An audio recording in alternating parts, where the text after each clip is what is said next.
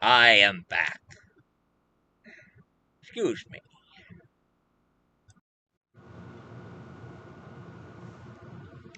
I am back. Finally, I am back. I, Count Dracula, has finally returned for this review.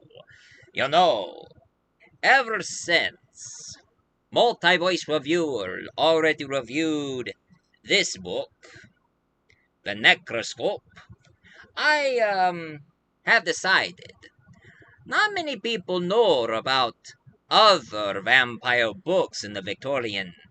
Well, besides me, Dracula, I mean, everybody knows about Dracula. But there's one thing you guys should know. There were other vampire books that came out before me. I mean, even though I dominated the literature and moved away to all the way to movies, video games, and comic books. But one thing you guys should know. There were other vampires before me.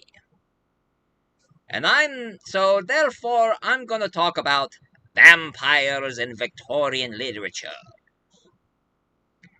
And I'm not gonna be talking about Twilight or True Blood or Anne Rice's Vampire Chronicles, even though they are pretty good.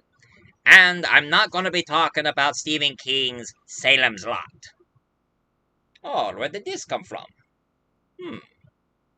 Now, one thing I would like to say, I know I reviewed Salem's Lot years ago, but there's one little hiccup I've done on Salem's Lot, since they are now there is a TV series, a brand new remake of Salem's Lot, and here's one thing I want to say about Stephen King's Salem's Lot.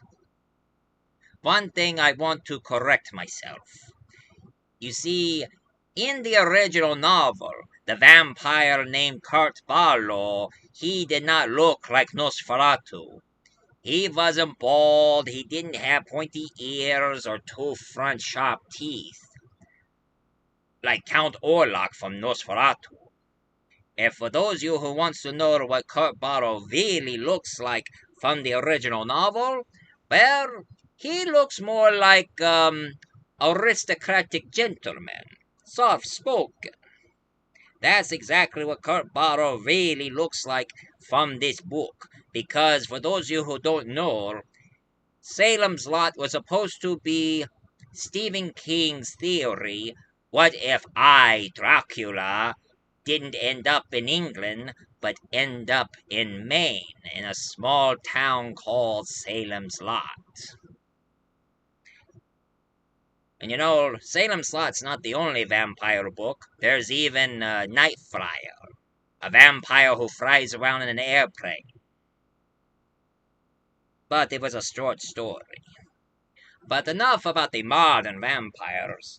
Let's start with the Victorian vampires. And bear in mind there are 5 of them. So let's get started, shall we? First, we're going to start in 1819. A long time ago, there was a poet who goes by the name of Lord Byron.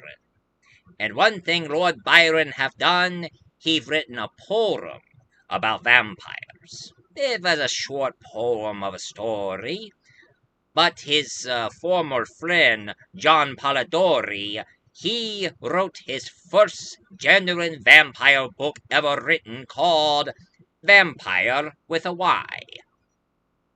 This was his first book, and it's a story about a man who is more of a optimistic, happy-go-lucky kind of guy until he met this pale Englishman who goes by the name of Lord Ruthven.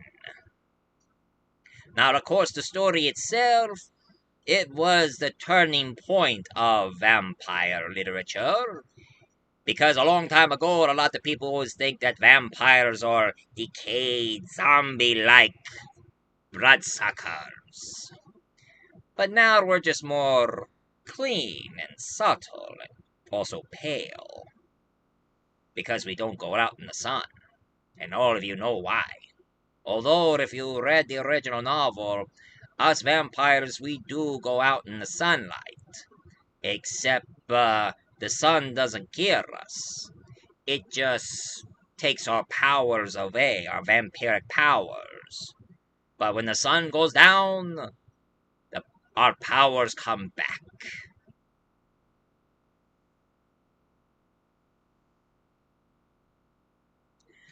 Now,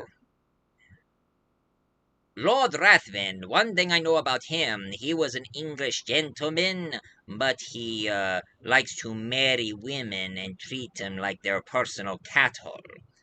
And of course, spoiler alert for those of you who never read the book, at the end, well, our main character's beloved sister ends up marrying Lord Rathvin.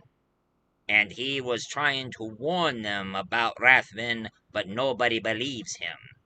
Because if his sister married Lord Rathvin, she's doomed. Becoming one of Rathvin's victims. But of course, she ain't gonna become a vampire. He just lives off her blood until she dies. And that is John Paradori's Vampyre for you. It might be a good read if some of you likes to read the first original vampire book ever written in history. And then there was another. It was a ongoing series, a serial series horror vampire story, A Penny Dreadful. And it was written by James Malcolm Rimmer and of course Thomas Pickett Priest. And the book that they've written is called Varney the Vampire. And in this book, it's an ongoing series about a group of vampire hunters trying to find Varney the Vampire and stake him in the heart before he starts turning other women into vampires. And it's about this vampire who goes by the name of Sir Francis Varney. That's his name, Sir Francis Varney, who goes around finding women for him to feast on. I like his style.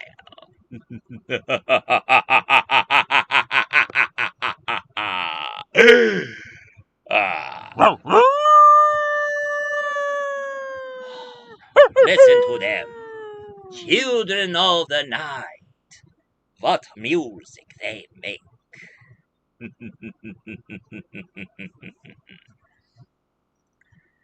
And now, in 1872, we go into another author, which is Joseph Sheridan Le Fanu, and his book is, of course, Carmilla. And for those of you who don't know what Carmilla is about, well, it's about this young girl. Her name is Laura. And Laura and her father decided to move into this big castle in Germany. And from out of nowhere, she meets this young Laura meet this young girl who is Carmilla. And one thing I will tell you, this is the first time when the term lesbians came about, because this here is the oldest and ancient LGBTQ vampire story ever written, about a lesbian vampire girl named Carmilla who is fascinated with that girl Laura. And it's sort of erotic for a 1872 book. So, a lesbian vampire in the Victorian Era. You better watch out, girls. Carmilla might be looking for you.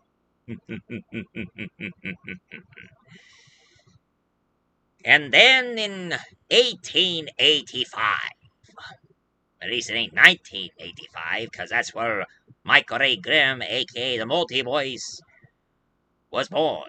But 1885, a certain writer, which some of you might be surprised of, Robert Louis Stevenson. And for those of you who don't know who Robert Louis Stevenson is, he's the one who have written Treasure Island and also The Strange Case of Dr. Jekyll and Mr. Hyde. And as it turns out, Robert Louis Stevenson got himself fascinated with vampires, so therefore he wrote his only vampire book ever written in history called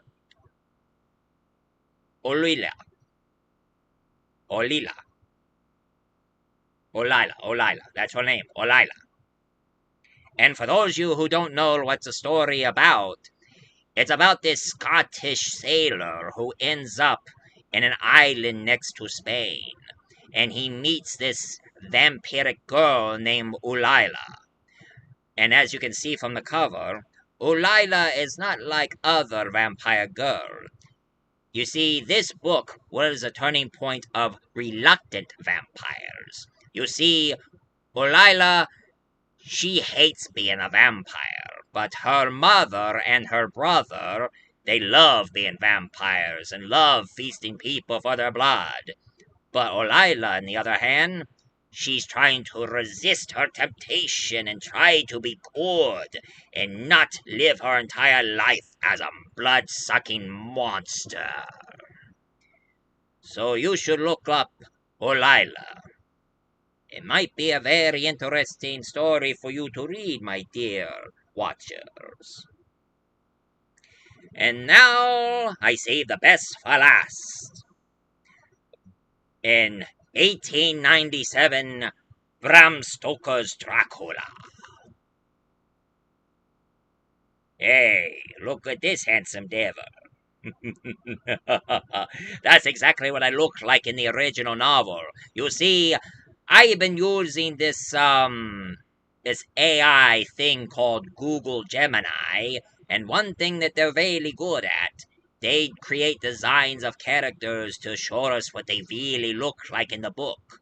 So, Rathvin, Vani, Carmilla, Olalla, and Dracula, that's what they all look like in the original novel, the way the book describes them. And I know that Bram Stoker took a little bit from this certain dictator of Romania, Vlad the Impaler. I was so young back then. And here's a little something that's kind of interesting. A lot of people always think that Van Helsing is a gray-haired, bearded, glasses-wearing old man. But if you read the original novel of Dracula and know what Van Helsing really looked like, he's actually in his 30s or 40s, and he has red hair.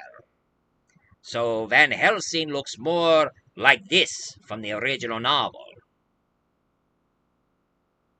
So Van Helsing is not an old man, but a man in his 30s or 40s? And one thing I've heard in the book, he is Swedish, and also, not only that he is a professor of philosophy, he's also a medical doctor, and also a religious man, and most of all, he is a lawyer. I kid you not, in the original novel, Van Helsing is a lawyer.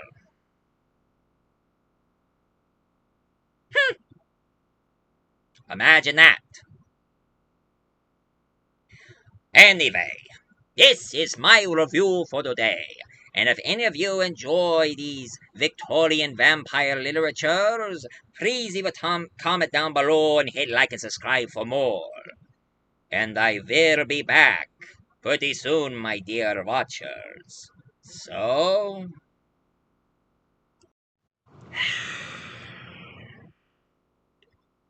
see you later.